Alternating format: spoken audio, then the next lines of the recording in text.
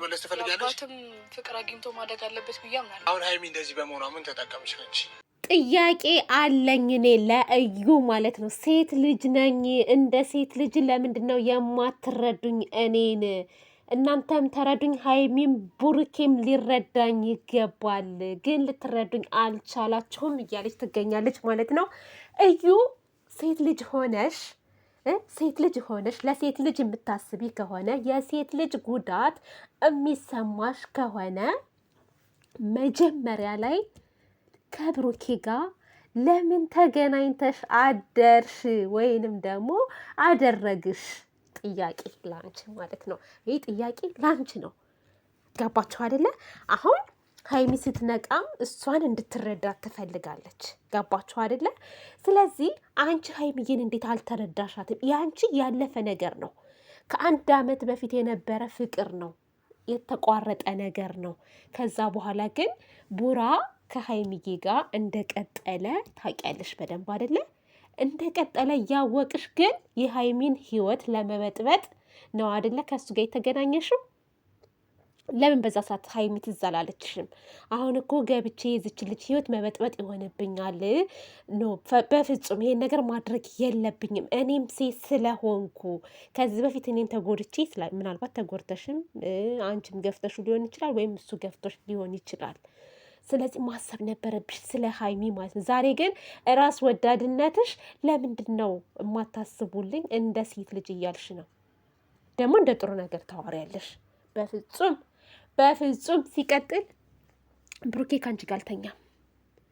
ብሩኬ ከአንቺ ጋር አልተኛም። ከአንቺ ጋር ምንም አይነት ግንኙነት አላደረገም።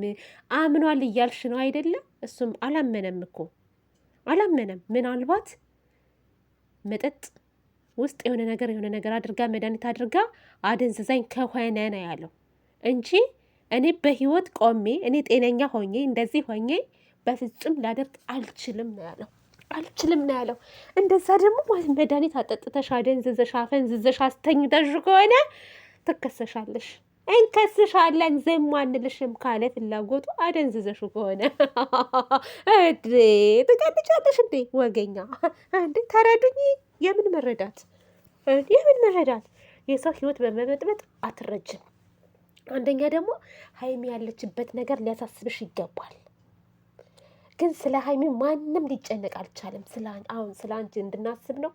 ልጁ መጀመሪያ ሀይሚዬ ደህና ትሁን፣ በሰላም ወደ ቤቷ ትመለስ።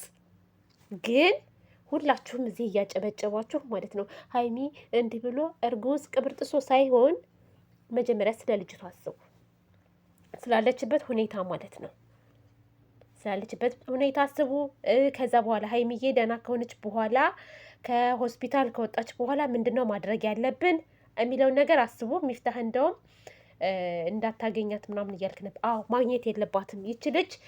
አሁን ሀይሚዬ ስትወጣ ፈጽሞ ይች ልጅ ማየት የለባትም። መጀመሪያ ወደ ራሷ መመለስ አለባት ሀይሚ ማለት ነው። እና ስለ አንቺ እርግዝና ቀስ ብለን እንናገራለን፣ ችግር የለውም ማሬ፣ የእኔ ቆንጆ ዩዬ። ያው እንደ ሴት ልጅ እንረዳሻለን። ምንፈልገሽ እንደመጣሽ መቼም ምን ፈልጋ እንደመጣች በደንብ አድርጎ ነው የሚያስታውቀው። ሚፍታህ ሆድሽ በየቀኑ ነው ወይ የሚጨምረው ብሏል እንዴ?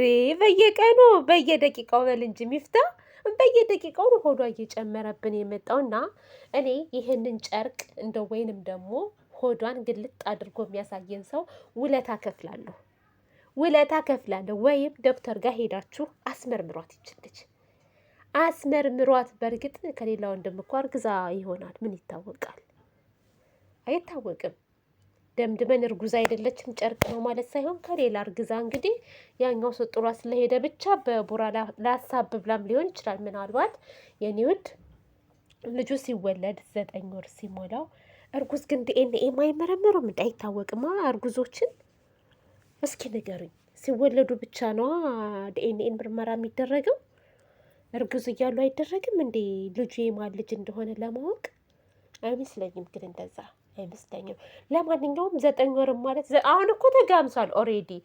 አሁን 6 ወር በፊት ነው የተገናኘችው አይደለም? አሁን ልጁ ሊወለድ እኮ 4 ወር ነው የቀረው። 4 ወር ኦር 3 ወር ነው የቀረው ማለት ነው። ችግር የለም እናስመረምረዋለን። የምትዋረጂው አንቺ ነሽ ሲቀጥል ማለት ነው። እና መለኛው እየተናገረ ነበረ። መለኛው ከልብ እናመሰግናለን ስለ ሀይሚዬ ስለተጨነቅ ስለ አሰብክ የኛ መከታ የኛ መልካም ወንድም የቡራ ወንድም እባክህን ቡራን ምከረው። እሱ ራሱ ግራ እየተጋባ ነው ያለው። ድንጋጤው ነው መሰለኝ እንግዲህ ትናንትና ቪዲዮ ላይ ጥርጣሬ ውስጥ ገብቷል። መደንገጥ ምናምን ምናምን ፈጽሞ አይገባም። ራሱን በደንብ አድርጎ ያውቃል። እኔ እንደ ስህተት የማይበት ቡራን ሄዶ ተኝቷል የሚለው ነገር እኔ አይዋጥልኝም። ግን እሱ ራሱ መቀባዠር ስለጀመረ እንጂ ቡራ እኔ ልቀበለው አልቻልኩም። ነገር ግን ምንድነው ቤተሰብ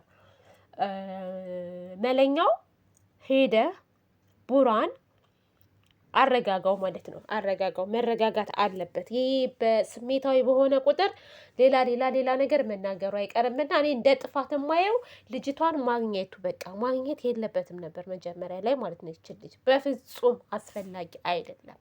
ቢያገኛት እንኳስ ለሀይሚዬ ነግሯት ምናምን ሀይሚ ፍቃደኛ ከሆነች እሱንም ደግሞ በአብረው ሄደው ነው እንጂ እንደዚህ አይነት ነገር መደረግ የለበትም። ግን አንዴ ተሳስቷል። ኦኬ፣ ግን አሁን ራስህን ጥርጣሬ ውስጥ ማስገባት የለብህም ቡራ። ይች ልጅ የመጣችው የእናንተን ህይወት ለመበጥበጥ እንጂ እውነት ከአንተ አርግዛ አይደለም የኔ ቆንጆ። በፍጹም አላረገዘችም። ሲቀጥል አላረገዘችም። እርግዝና እንዴት ነው በየቀኑ በየሰዓቱ የሚጨምረው? እንዴት ብሎ ሆይ። ለማንኛውም ሀይሚዬ ምንም ልትረዳሽ አትችልም። አንቺ እንደውም ተረጃትና ሀይሚዬን ከህይወታቸው ብትወጪ መልካም ነው ብዬ አስባለሁ። ወይዘሪት ነው ወይዘሮ እዩ ማለት ነው። እባክሽን እህታችን እንዳናስቀይምሽ እንዳንቀያየም እና በሰላማዊ መንገድ ይቅርታ እረበሽኳችሁ ብለሽ ውልቅ ብቲ መልካም ነው። የሴት ልጅ ስሜት ከተሰማሽ ማለት ነው እንጂ እኛ በዚህ ሰዓት ምንም ልንረዳሽ አንችልም። የኔ ውድ አንችልም። እና ይሄንን ነው የምላችሁ። ለማንኛውም አትጨናነቁ። ሚፍታህ ሀይሚ እንትን አላለችም አልነቃችም ምናምን ብለሃል አይደለም? መቼ ነው ቪዲዮ የተቀረጸው? ሚፍታህ ጠዋት ነው የቀረጽከው ወይስ የትናንትና ነው ቪዲዮ ወይስ ምንድነው? ሀይሚ ነቅታ የለ እንዴ ዛሬ? እናውቃችሁ ነው ነቅታለች ስትሉ የነበረው በሌላ ቦታ። ለማንኛውም ሀይሚዬ ጤናሽን ሙሉ ይመልስልሽ የኔ ውድ እህት፣ የኔ ጨረቃ፣ ደስታሽን እንጂ ክፉሽን አያሰማን። እና ውዶቼ አትጨነቁሽ፣ ደህና ትሆናለች ብዬ አስባለሁ እንደ እግዚአብሔር